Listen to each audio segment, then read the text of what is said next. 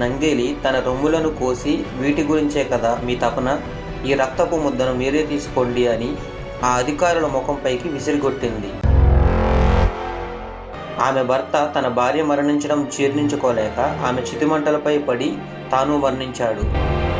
ఈ భూమి మీద మనిషి పుట్టినప్పటి నుంచి ఇప్పటి వరకు తన ఆధిపత్యాన్ని చూపించడానికి ఎన్నో ప్రయత్నాలు చేశాడు. వాటిలో భాగంగానే కుల వ్యవస్థను ప్రవేశపెట్టి అగ్రకులాలు నీచ కులాలుగా సమాజాన్ని విడదీసి ఈ సమాజాన్ని మొత్తం తన చేతుల్లోకి తీసుకురావడానికి అగ్రకులస్తులను మెప్పించి నీచ కులాల వారిపై ఆంక్షలు విధింపజేశారు.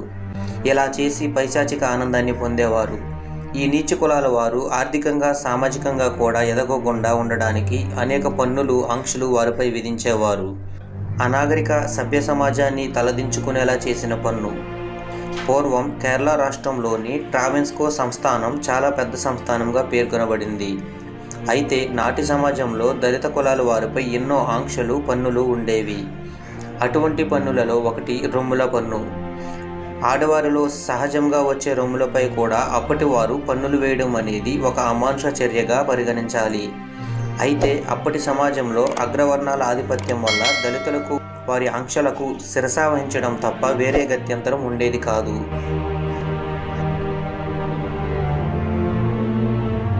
ఈ రొమ్ముల పన్ను ఆధారంగా అప్పటి దళిత స్త్రీలు వారి రొమ్ములను ఎటువంటి వస్త్రంతోనూ మూసుకోకూడదు.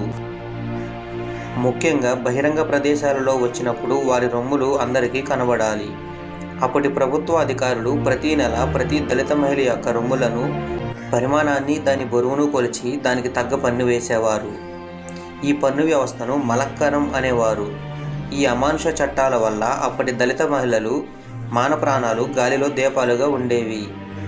చాలాసార్లు పన్ను వసూలు నెపంతో స్వయంగా ప్రభుత్వ అధికారులే ఆ దళిత మహిళల మానాన్ని దోచుకునేవారట. ఈ చర్యల వల్ల అప్పటి దళిత ప్రజలలో అగ్రవర్ణాల వారిపై తీవ్ర ఆగ్రహం ఉన్నా కూడా వారి ధనబలం అంగబలంతో సరితూగలేక మౌనంగా రోధించేవారు. ఒకవేళ ఎవరైనా తిరగబడితే వారిని రకరకాలుగా హింసించి చంపించేవారు. ఈ దుర్మార్గాన్ని అప్పట్లో ఒక మహిళ ఎదురు తిరిగి పన్నుకు స్వస్తి పలికేలా చేసింది. అప్పటి ట్రావెన్స్కోర్ సంస్థానంలోని చర్యల అనే ప్రాంతానికి చెందిన నంగేలి అనే దళిత మహిళ ఈ మూఢాచారంపై తిరుగుబాటు చేసింది. ఆడవారికి సహజంగా వచ్చే రొమ్ములపై పన్ను వేయడం ఏమిటి అని, మీ అగ్రకులపు స్త్రీల వలె మేము కూడా రొమ్ములు కనిపించకుండా వస్త్రధారణ ఎందుకు చేయకూడదు అని ప్రశ్నించింది. ఆమెకు తన భర్త కూడా ఎంతో వెనుదండుగా నిలిచేవాడు. ఆ విధంగానే అప్పటి అసాంఘిక చట్టానికి వ్యతిరేకంగా బహిరంగ ప్రదేశాలలో పూర్తిగా వస్త్రధారణ తిరగడం, పన్ను కట్టకుండా మొండిగా ప్రయత్నించడం, తోటి దళితులను ఆ విధంగా ఉద్యమించేలా వంటివి చేసేవాళ్ళు.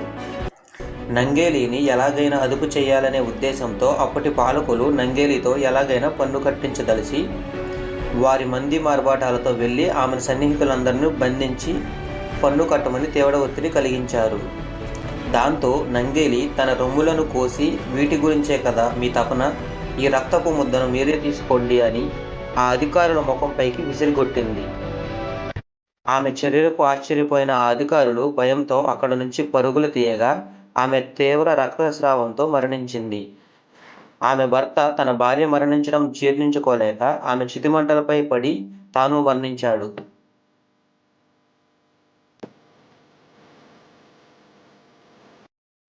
వారి చితిమంటలు అక్కడి దళితుల గుండెలలో అగ్రజ్వాలలుగా మారి ఒక ఉద్యమానికి దారితీసింది. ఒక్కొక్క గడ్డిపోచ కలిసి ఒక ఏనుగును సైతం బంధించగలదు అనే సామెతను నిజం చేస్తూ అప్పటి అన్ని ప్రాంతాల్లోనూ దళిత ప్రజలు ఏకతాటిపై నిలిచి ముక్త ఖడ్గంతో ఆ అమానుష చట్టంపై తిరుగుబాటు చేశారు.